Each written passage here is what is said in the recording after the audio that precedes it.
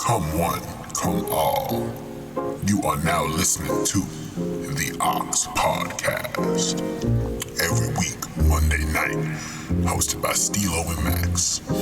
Roll yourself up something potent, pour yourself a drink, get yourself comfortable. We finna chill.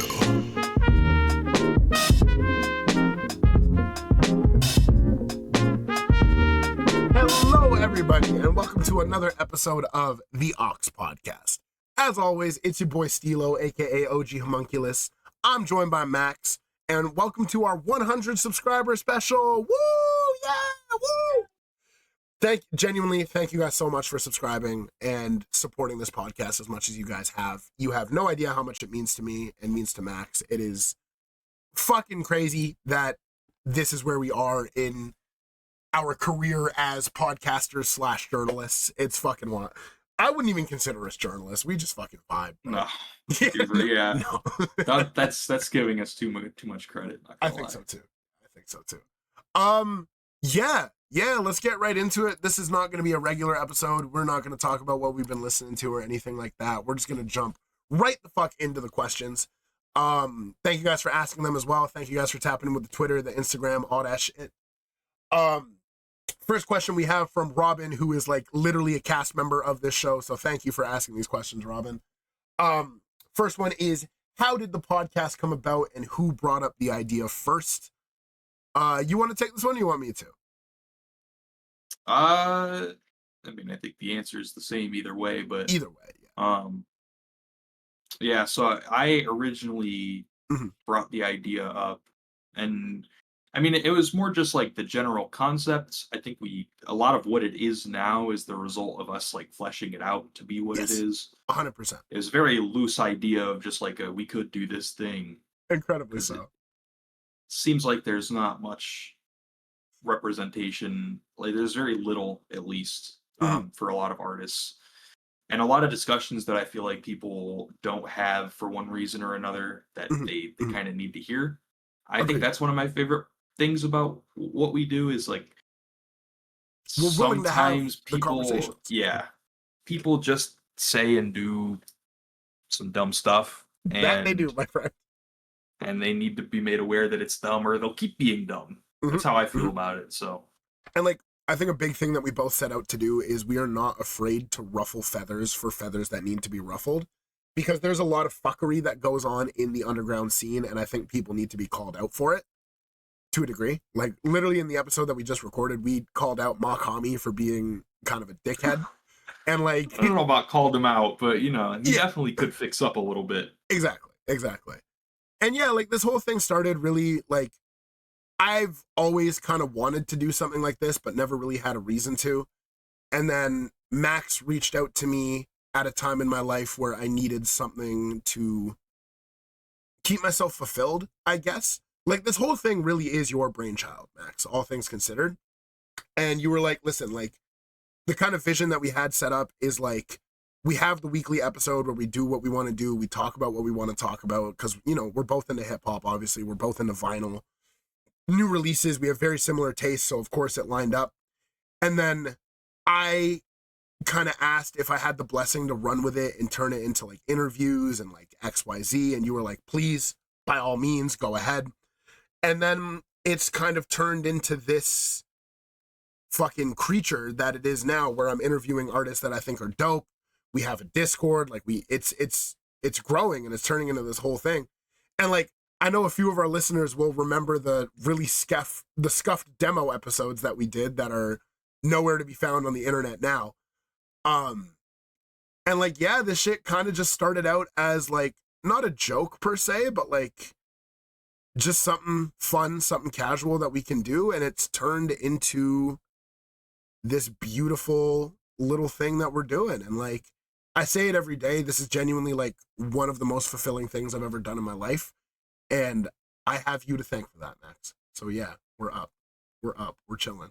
And like the fact that everybody's on the wave too, like the fact that Robin is like my fucking like sending out emails for me to like, it's crazy, dog. Like, it's crazy. Like, it's cool. And like, we have Dunce joined the show once. He's like a part of the team. They're really cool. Shout out Dunce. That's my goat. And like just more shit coming. There's more collabs coming. There's gonna be more guests, more everything. And like I'm really excited for that. So this really was Max's idea, and I feel I kind of took the alley-oop and just ran with it, you know? Yeah. Yeah. Yeah. Second question, also from Robin. If each one of you had to make a soundtrack for a video game and or a movie, which one and why? I'm a fucking dork, so I already have an answer for this. I am a big Legend of Zelda enjoyer, and I think the music in the Zelda series is fucking phenomenal. I would love to score a Zelda game, I think, because I would be able to tap into a vibe that, like, these Zelda niggas ain't never heard an 808 before. You know what I mean? Like, I'm about to change the fucking game, bro. This is an interesting question because I feel like by picking a game, you're implying that you don't like a soundtrack of that game, and Yeah, you think real. you can do better. Not that I could do better, but I could do different. You know what I mean? Yeah. Yeah. I think so. A game that doesn't really have a soundtrack, I guess, that I think it would be really cool to work on. I don't know if you've ever played it, but Subnautica is one of my favorite games ever. Bang. And I think like that game has like a little bit of music, but it's definitely like part of the experience is the fact that you're in the ocean and it's dark and quiet and something's gonna fucking eat you. Yeah. It's a little more ambient, right?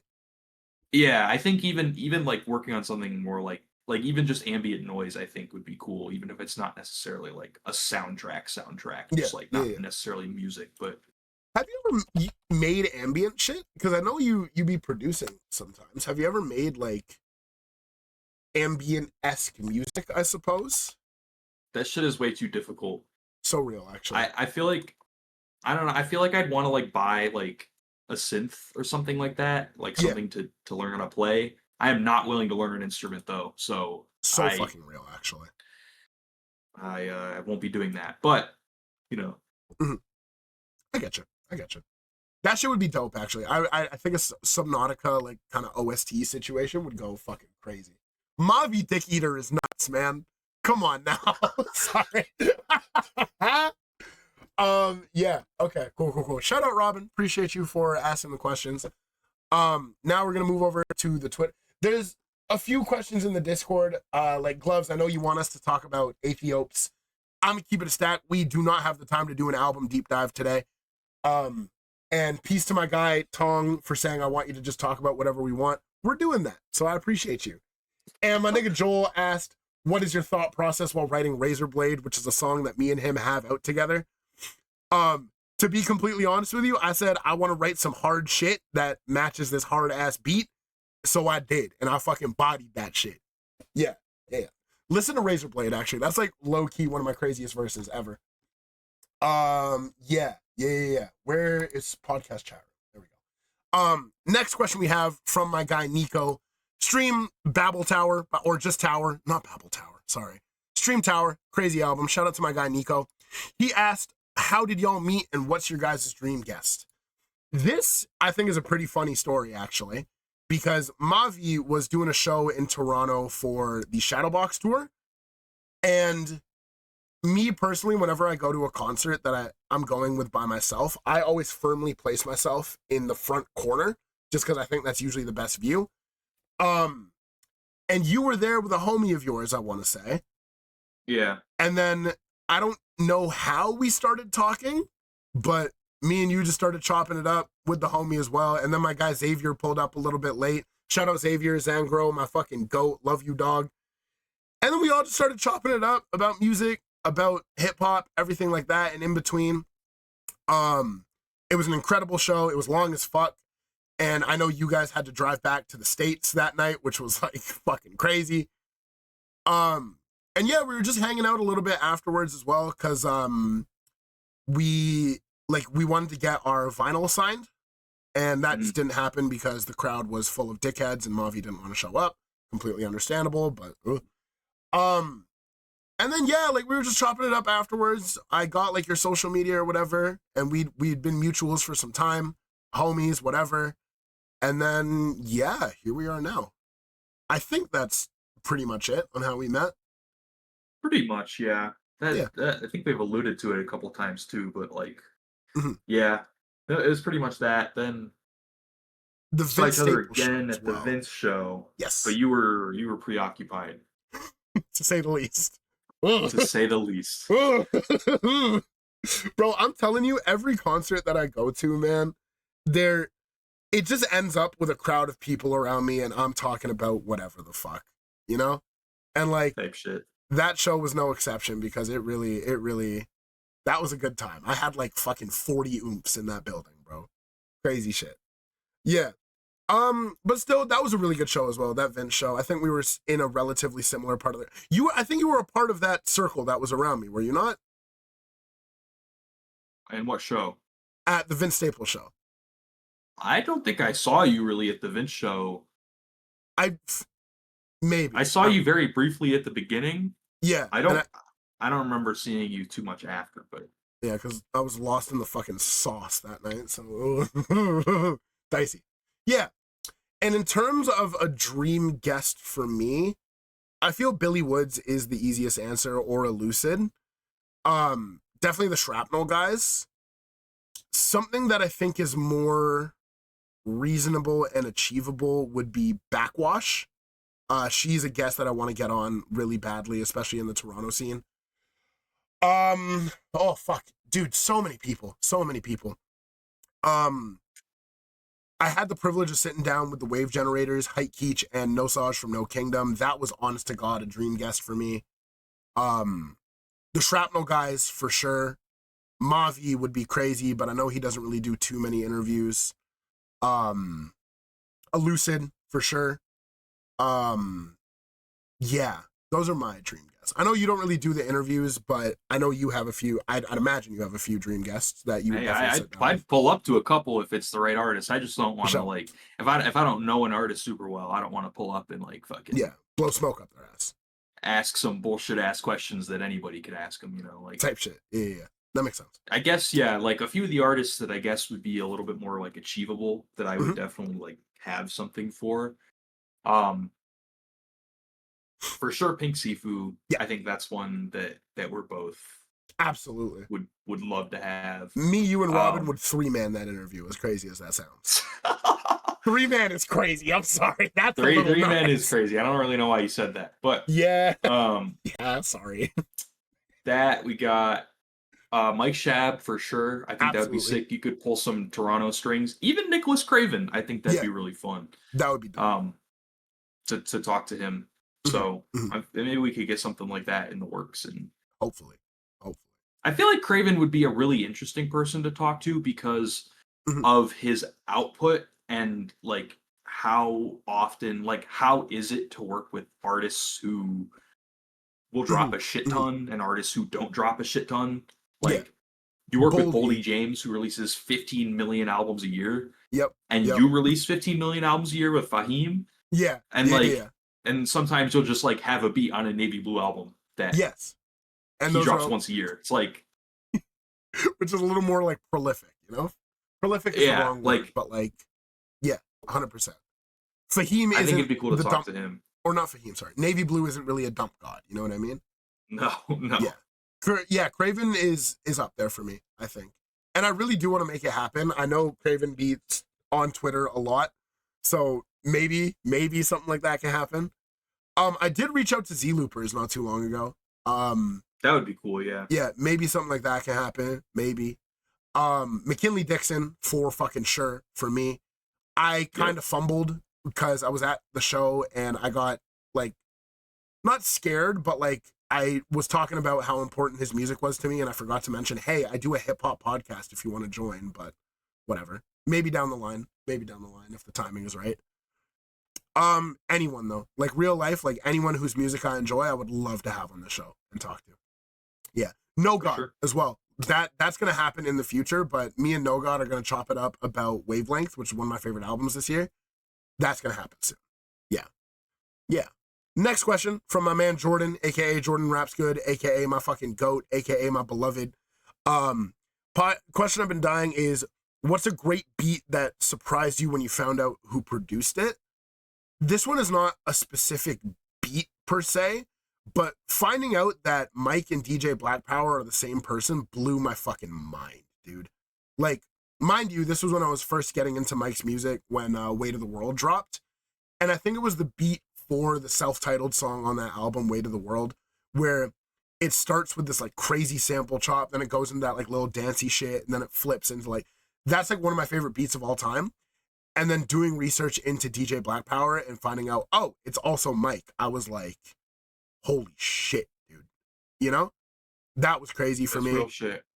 Finding out that Navy Blue produced most of True Blue Sky by Akai Solo, that was fucking like crazy to me because Ocean Hue Hours is like a crazy fucking beat.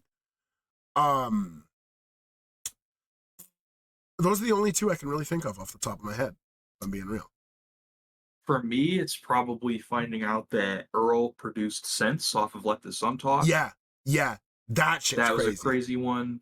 Real as And fuck. then the first time I heard Monte Cristo by Boldy, I did not know that Jay Versace from fucking Vine was producing and that he's cold as fuck. Yeah. I did not know that. And I saw that and I was like, is that who I think it is? And then That's sure not enough, who I think it is, right? I know that ain't who I think it is.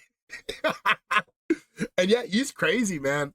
Because even like we were talking about a little bit earlier on the episode, but like he did the SOS beat by SZA, which MAVI hopped on for Book of Job, which is like also an insane fucking beat. And I'm pretty sure Jay Versace is, if not already, has some production credit on some West Side Gun shit, I think. Yeah. Well, the Versace tape was Boldy's first Griselda tape. And it was fully produced by Jay Versace. Yeah. I know they've done stuff before. I'd have to look into like what specific songs and shit, but I couldn't fucking tell you. Yeah. That's super real. That's super, super real. Yeah. Yeah, that shit was mind blowing to me as well. I'm not gonna lie. Next question from Ellis Evison, my fucking goat. Love you, dog. He says, in your guys' opinion, what are the 3 essential hip hop albums, and what do you think it takes to create a classic? This is a really good question. Are we thinking essential to us as like our personal tastes in our opinion, or like the consensus? What do we think they are? You think we can do both? How would you rather answer the question? I could probably do both. I could do both. I don't know that I'll agree with the ones that everybody says, but I'll say the ones that I think people would say. I can agree with that fully. For my personal 3, it's hard because there's a lot of overlap for me. Like I really operate in a very specific niche of hip hop. So like some rap songs for sure, like without a doubt in my mind. But I'd also lump Let the Sun Talk in within that niche. So 2 for 1, I'd say Let the Sun Talk and some rap songs are essentials for me, and they kind of occupy a very similar space for me. Not to invoke the old magics, but Life of Pablo for me is up there. Oh. Yeah, which is a little bit crazy, I know, and like we don't scary. Yeah, we don't speak his name anymore, but genuinely that album was one that really flipped the switch in my brain of how I thought about hip hop and how I thought about hip hop production. Very important album to me, if I'm being honest with you, still very important to me. Which is like crazy because like once again, we do not invoke the old magics here, but like on occasion I will go back and listen to Saint Pablo and be like, oh, like wow, you know? That's a really big one for me.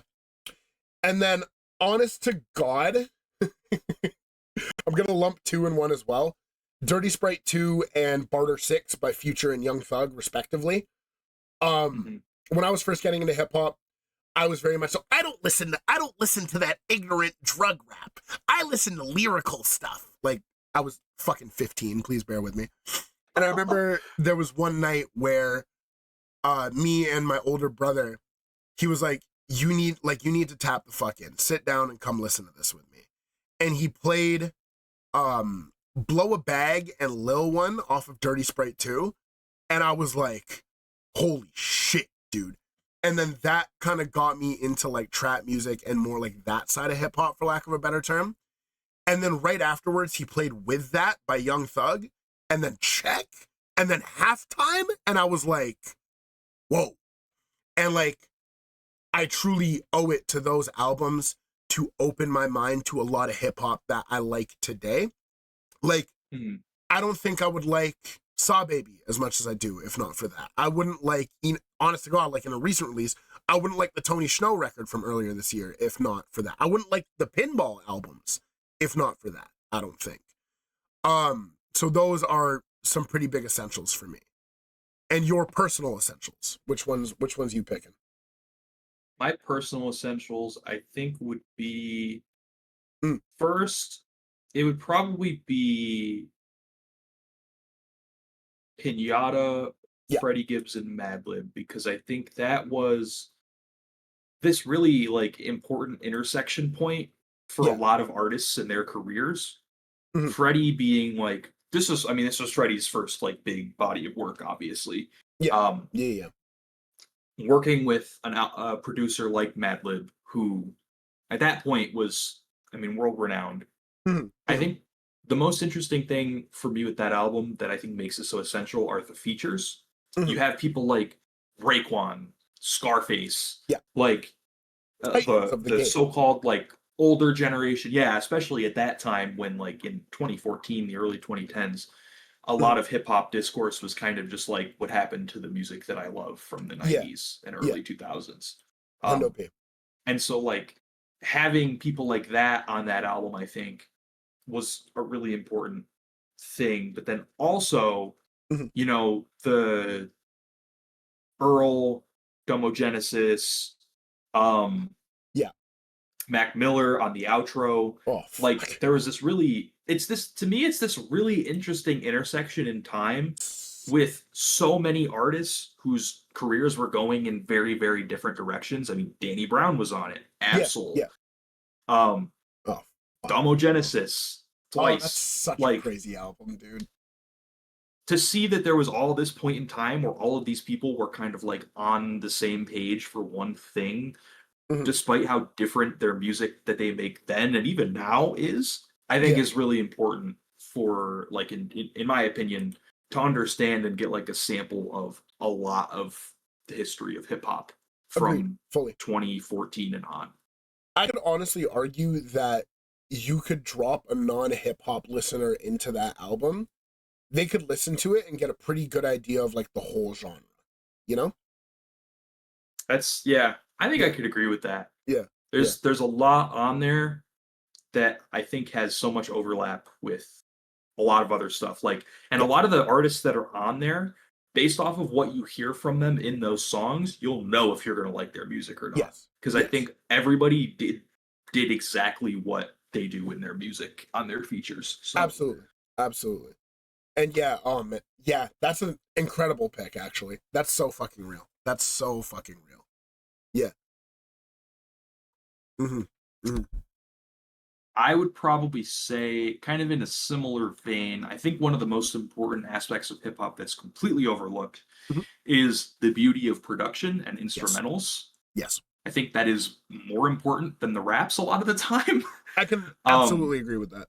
100% I can agree so for that reason, I think Donuts J Dilla is an essential album. with that. Yep. Like, I don't care who you are. I don't care if you like hip hop. I don't care if you know Yeah, if it's you your don't like thing the or evil not. words that people use in there, and you go to church every Sunday. You can put Donuts on, and you'll enjoy Everyone's gonna like yourself, like hands down. it. Yeah, Um, absolutely. I think Donuts was the album for me that when I heard it for the first time really made me pay attention to what was going on Mhm. behind what the person was rapping about on every song. Yeah. Yeah. Um, so I would say those two for sure.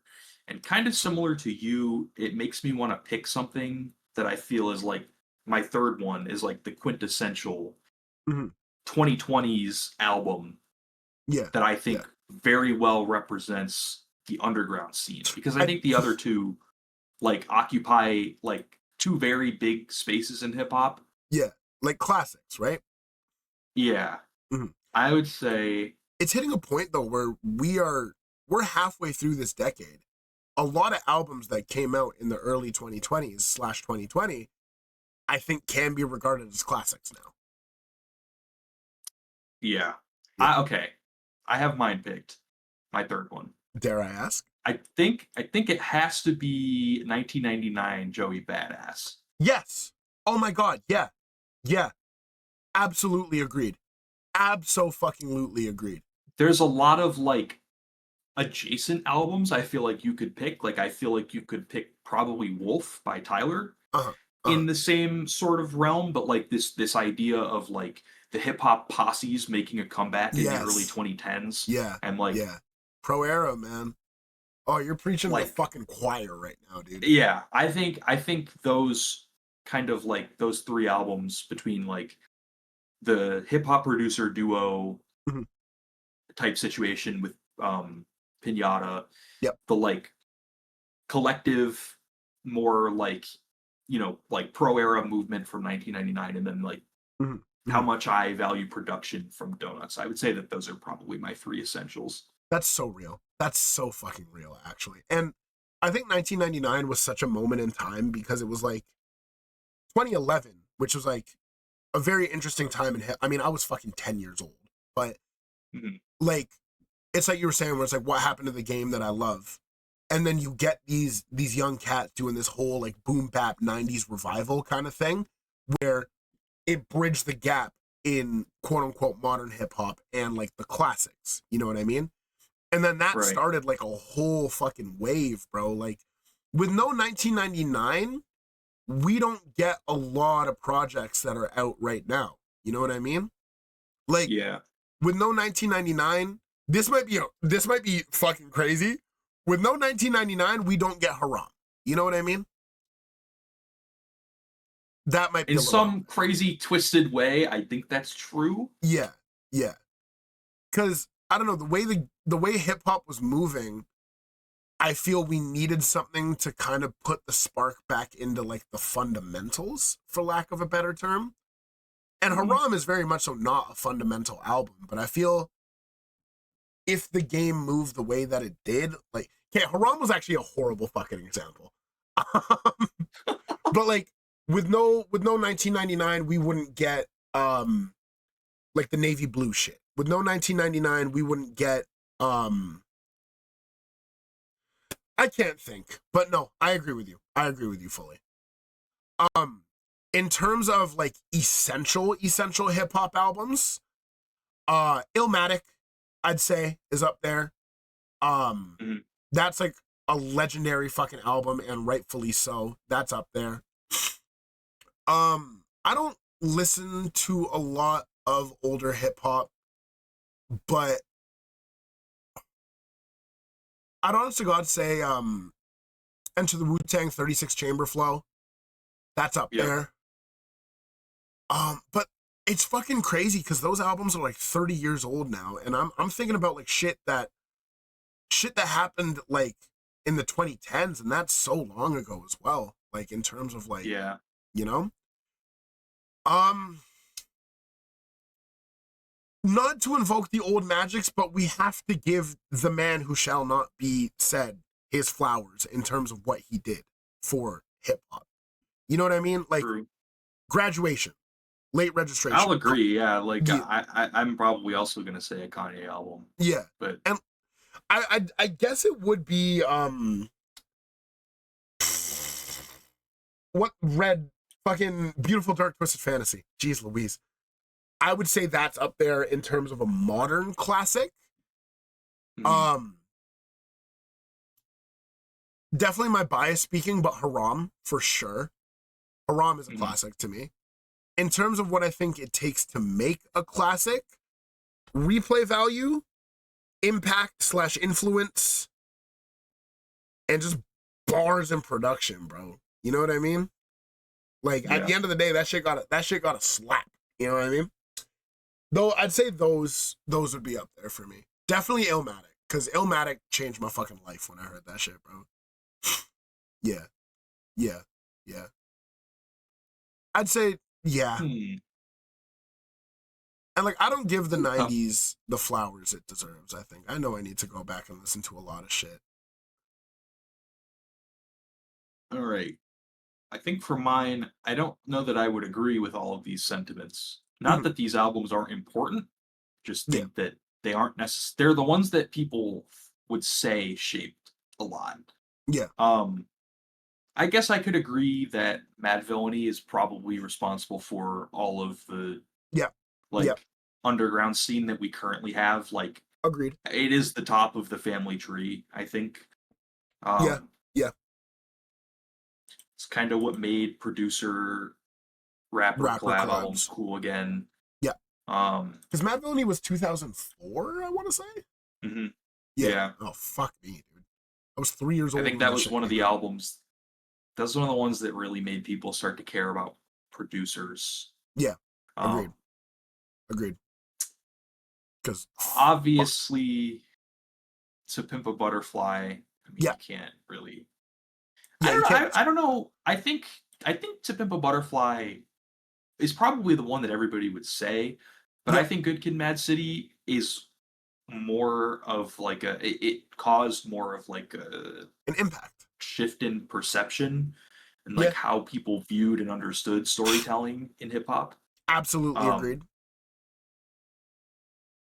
we'll just go with To Pimp a Butterfly. I feel that's the more quintessential Kendrick. Hmm. Like, my grandmother, who, old British lady, God rest her soul, she knew about To Pimp a Butterfly. You know what I mean? Yeah, Which is like, that's true. that's fucking bananas. Yeah. Yeah, yeah. That's so real. That's super real. I can agree with the Good Kid, Mad City take, though, of that being a more, like, paradigm shift in terms of, like, hip-hop as a whole. But I think T-Pab is, like, the one that you can cite as, like, quintessential hip-hop and, like, saying the shit that needs to be said, for lack of a better term. Mhm. Yeah, I can agree with that. I think that's a pretty good list. And yeah, I think in Yeah, terms of what makes a classic, like, impact and influence, replay value, and just good fucking music, you know? Like shit that I can yeah, I put would on say for someone who doesn't listen to hip hop and they can catch a vibe off of it, you know? I There's think if the thing that you are making is going to be a classic, I think it mhm, jumps off of the page to a listener. yes, Like, yes, I think and that's how things transcend genre, right? yeah, So, like, To Pimp a Butterfly is and has been heralded as like the most important hip hop album of the 2010s, like hands down, mhm, by people who don't listen to hip hop. Like, you ask anybody, and they're probably gonna say that. yeah, Um, yeah, if they 100%. don't listen to hip hop, and so I think the fact that that's how people perceive that album, Mhm, that is what makes it that good. It doesn't. It's kind of funny because like it doesn't really have mhm, that much to do with the content. Like it has to, obviously. Like of course. you have to be able to get the message across. But if Mhm, people don't perceive or understand what you're trying to do, I don't think it can be a classic. You yes, know, yes, 100% it agreed. needs to be digestible for the people who it's not for. Yeah, 100% agreed. 100% agreed.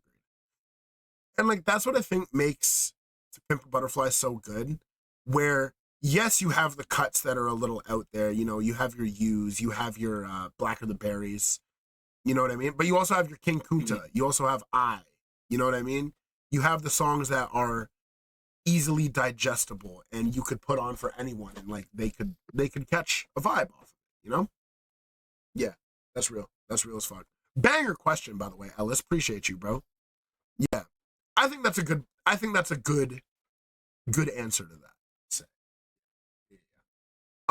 Next up, my guy Wonton asked, "What are your favorite hip hop songs of all time?" Um, oh God, where do I begin? Where do I begin? In terms of ones that I've listened to the most, my top three: Navy Blue in Good Hands featuring Ka. That song is like saying that song is important to me is an understatement. You know what I mean? Like that that shit is so incredibly special to me. Like both verses, man. Like, yo, easy, bro. My fault. That's my brother leaving the house.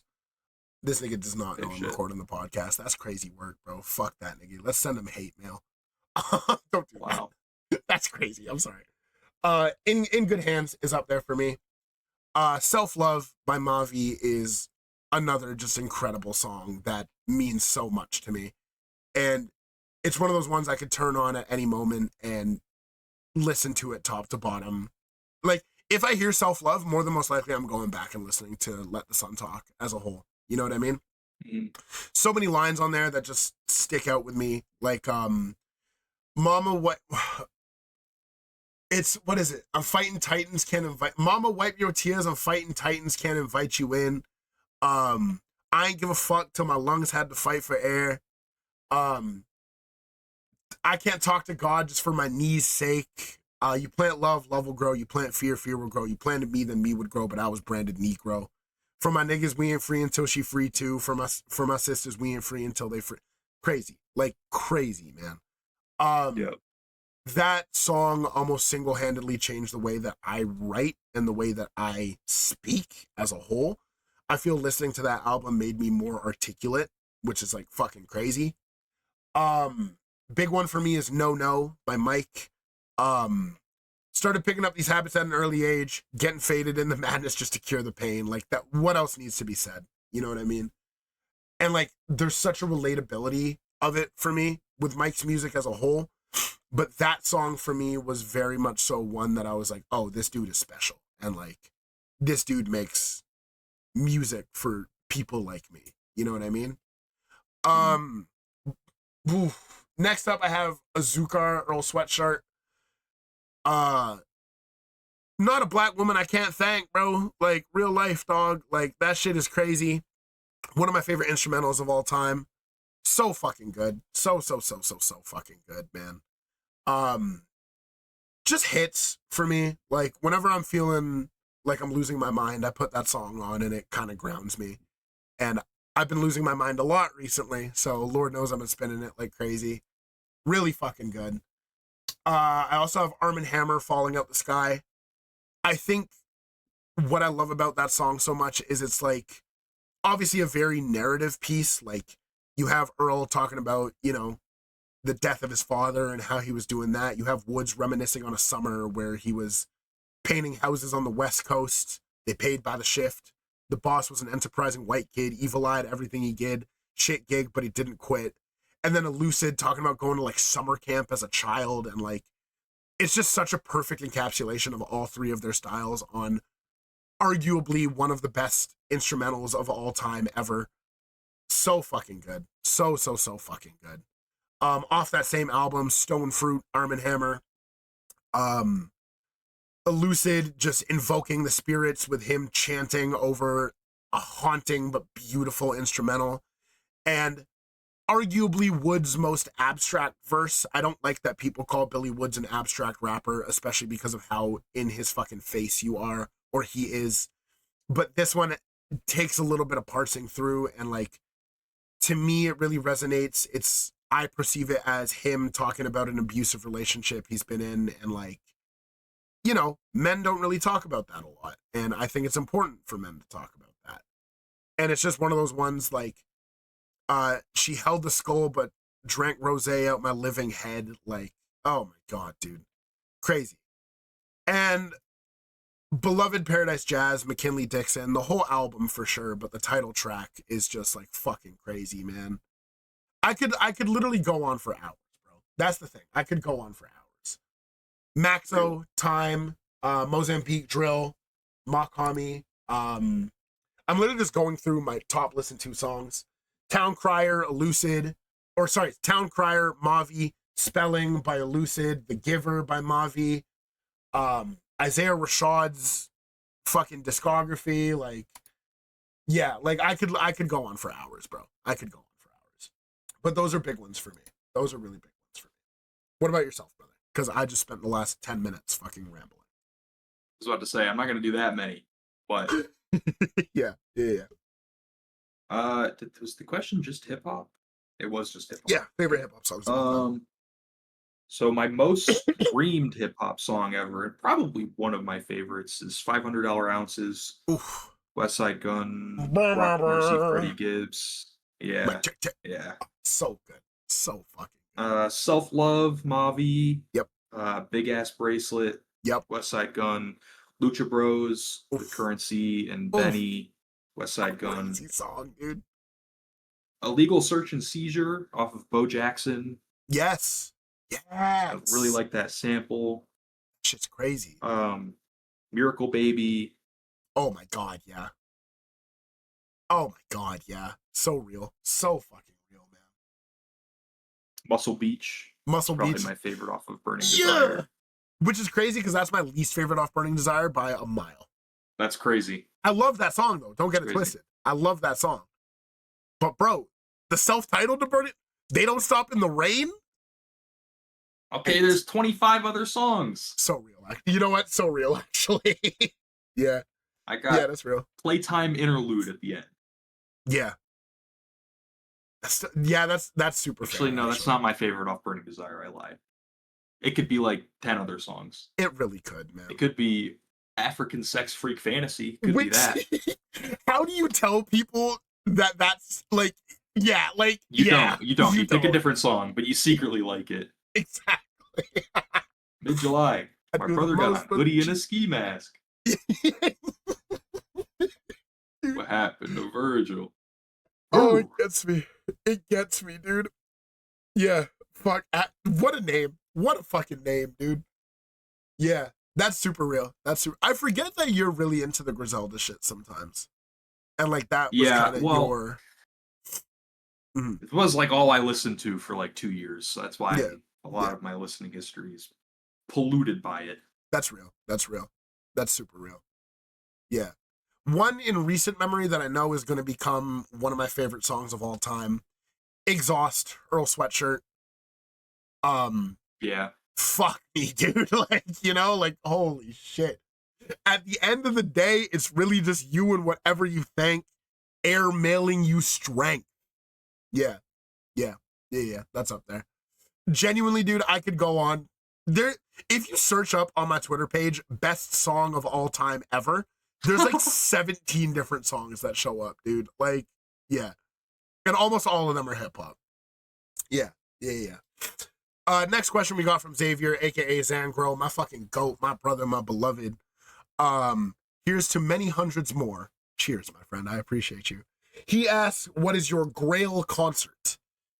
We've kind of talked about this a little bit before, but seeing that Billy Wood show that took place in New York over this last weekend that had Gabe Nandez, Preservation, Cavalier, Bruiser Wolf, Mike, Elucid, Woods, Curly Castro, Premrock, that show. Everybody's coming out and doing one song. Yeah, that show though. Like, yeah.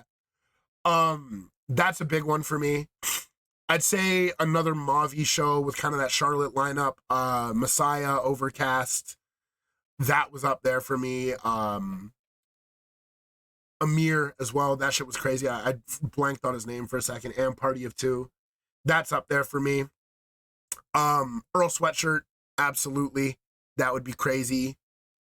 I want to see another McKinley. I have too many. Navy Blue. I need to see live again. That was fucking wild. Yeah. Yeah. Another Backwoods-esque show. I need to see Shrapnel live. I've seen Prem solo once. God bless him. I need to see Castro perform live because, oh my God, dude. At the Prem Rock show that I went to, he did his verse for Illusions of P, which is like one of my favorite songs. And there's a point, I don't know if there's any videos, but there's a point where I start rapping Castro's verse. And then like I get into like the first 8 bars and I'm like, oh, I shouldn't do this. Yeah. Crazy, dude. Oh man. Yeah. What about yourself? I would probably, well, I don't know that this would be feasible anymore, but Yep. I think if Boldy and the Alchemist did a tour where they had they did all 3 of their projects. Oof. And they had all the features there as well, that would be really cool. Oh, that would be nuts, dude. That would be Alchemist, Boldy, Vince, Benny, Freddie, probably not. Probably not. Yeah, let's be real. Evidence. Yep. Gray October. And then it would be Gray October. Rock Marcy, Earl, Stove God, Currency, and Ice Cold Bishop. Yeah. That would, bro, there's like 4 separate beefs in that lineup alone. Like, yeah, we can't do that. We can't do that. Oh, that would be nuts, though. That would be so fucking sick, man. Have you ever seen Wood/Arm & Hammer live? No. That's a grail for you. I'm self-imposing a grail onto you. Yeah, that's one that you have to see. You absolutely need to. Yeah.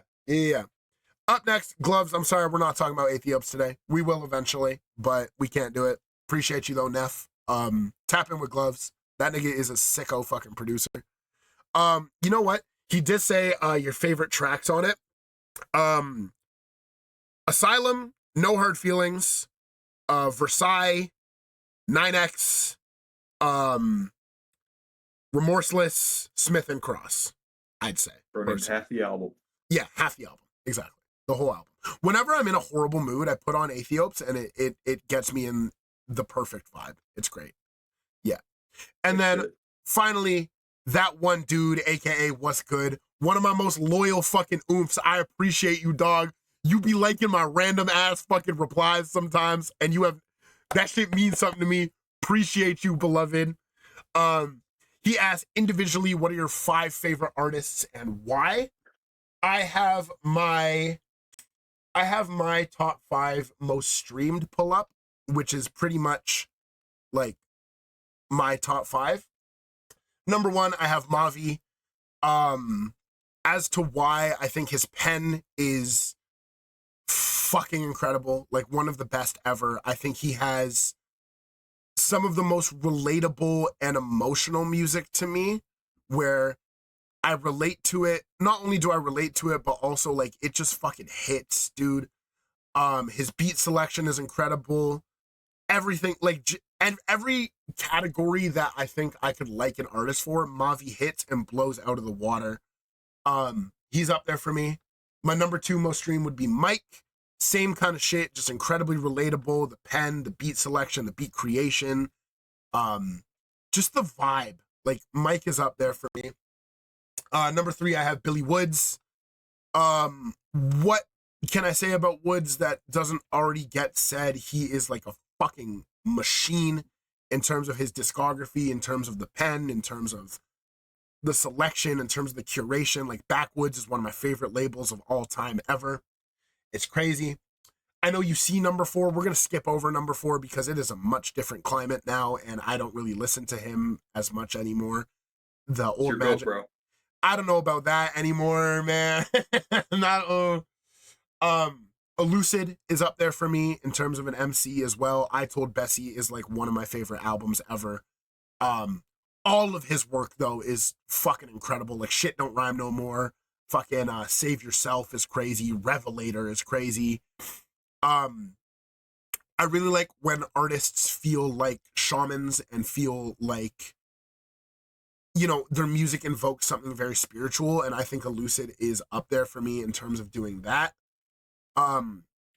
Both of the Shrapnel guys, Curly Castro and Premrock, are up there for me. Like, their pen is crazy. Castro has arguably the best reference game ever, because I literally tweeted this the other day.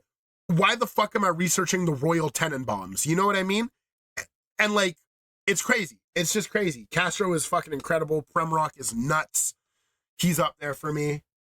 Makami, one of my favorite MCs ever. Akai Solo is up there for me. Like, I love Akai Solo. I'm an Akai Solo diehard enjoyer. One of my favorite pens, one of my favorite deliveries. He always just has crazy energy on all of his albums. Yeah. That's my answer. Mm-hmm. Mine would be, I guess, going off of streams and stuff. It's my in my top 5 streams would be West Side Gun, Freddie Gibbs, Mike, MAVI, and Vince. That's my top 5 days off of streams. That's real shit. Yeah. I don't know if those are my five favorite rappers ever. Mm-hmm. Like, I don't know. I like some bullshit that's definitely not conventionally good. Like, Same. I think that, I mean, people were shitting on him on Twitter last week. I think Action Bronson, maybe not one of the best rappers ever. People were shitting on Bronson? But I think, Yeah, it was a couple people. Yeah, they were Fuck like, y'all niggas, bro. What? they were Bronson's the like, they were oh. like, who's a better rapper, SD Knack or Action Bronson? Ooh. And I think the Mm. answer is SD Knack, but they were starting Yes. to be like, yeah, Bronson's music is shit, and it's like Fuck SD Knack you. could never make something as good as Bronson, and it has nothing to do with his ability to rap. Yeah. Like It's the vibe. Bronson, It's the it's a whole vibe. package that you get when you listen to Bronson. Like it's like Yeah. the attention to detail on the production and like the producers that he has access to, and even like Hmm. some of his self-produced stuff is like It's crazy. you never know what you're walking into when you Yeah. go and when you hit play on a new Action Bronson album. Listen, Bronson could never make legendary excellence, but Knack could never make Sergio. You know what I mean? Like, That is true. that's a crazy fucking comparison. I don't like that. Bronson's incredible, man. I fucking love Bronson, dude. Yeah, Yeah, that's yeah, so I real. agree. Yeah. Oh, how could I forget? Capital Steez, man, is I don't listen to his music much anymore, but probably the most formative rapper I have ever listened to. Like, if I didn't listen to Mhm. Capital Steez, I would not be the man I am today. Brother, like, my name is Stilo. You know what I mean? Like, you know? Yeah, Yeah, yeah. That's super real. That's true. super real. And I think that is all that we have for the Q&A. Yeah. Yeah. Um, we listen to a lot of hip hop, obviously, but I try to listen to a lot of shit that's not hip hop. Like, I'm looking at my most streamed. The Arctic Monkeys are up there for me, bro. If I'm being honest with you. Say what you will about the Arctic Monkeys. Tranquility Base Hotel and Casino is one of the greatest albums ever made. AM is one of the greatest albums ever made. Favorite Worst Nightmare, dude. Like, shit. Um, I've been really getting into progressive rock, especially with this whole Maruja thing. Like, I listened to Court of the Crimson King because I'm a JoJo fan, and I was like, sure, let me listen to it. I went back and listened to the Court of the Crimson King by King Crimson. That shit is nuts, dude. Like, fucking nuts. That's one of the albums that everybody says that you have to listen to. You have to. I think you have to. Bro, Confusion will be my epitaph. Oh, shit. No, I gotta go back and listen to that. When I'm cooking dinner, I'm listening to King Crimson, I think. My mom is gonna walk into the kitchen and see me fucking losing my mind, and it's gonna be wild. Yeah. Yeah. Type shit. Type shit. And I think that's all the questions that we have for now. Once again, thank you guys for tapping in with the Discord. Thank you guys for tapping in with all the social medias. Thank you guys for listening to this fucking podcast. You have no idea, like, the fact that the fact that I'm doing this, I think is incredible to me, you know? And like, yeah, thank you guys. Thank you guys for real. I don't think we're going to leave anyone with like album recommendations or anything because this is more of like yeah. Bonus extra. Yeah, little bonus. So let me find another beat to close out the fucking thing with. I'm not going to leak the homies shit because that would be kind of fucked up. What is... Ooh. Yeah, this one goes crazy. Anything you want to leave the viewers with before I close this episode out? Thank you for 100 subscribers. Yeah. Woo! Yeah. Genuinely, the fact that 100 people are subscribed. Bro, the fact that like 50 people on average sit down and listen to these fucking podcasts is crazy to me. So like, thank you. Right. And like, man, like we're only going up from here. Slowly but surely, I think every episode, the production value increases and the quality of shit increases sometimes because I be losing my mind a lot on some of these episodes. I'm not going to lie to you. But yeah. The Ox, thank you guys so much. It's a dream come true for me. It really is a dream come true. Thank you for 100 subscribers. Thank you guys to all y'all who listen. I appreciate y'all. Shout out to all my listeners. Shout out to everybody who's in the Discord. Shout out to everybody who's being a part of this. You know what I mean? You guys are just as important to this vision as anything else that goes on. Because if y'all weren't listening, then this wouldn't be a thing. You know what I mean? Yeah. Follow the Twitter. Follow the Instagram. A Substack coming soon, maybe. I need to lock the fuck in. I've been going fucking crazy with work. Like, the fact that I am so fucking busy nowadays doing it makes me happy, you know? Like I love that I'm busy. It's great. It's great. Love to all y'all. Thank y'all for listening, all that shit. Let me do one of these. Let me fucking mute my shit because I'm fucking stupid as fuck. Yeah. Yeah.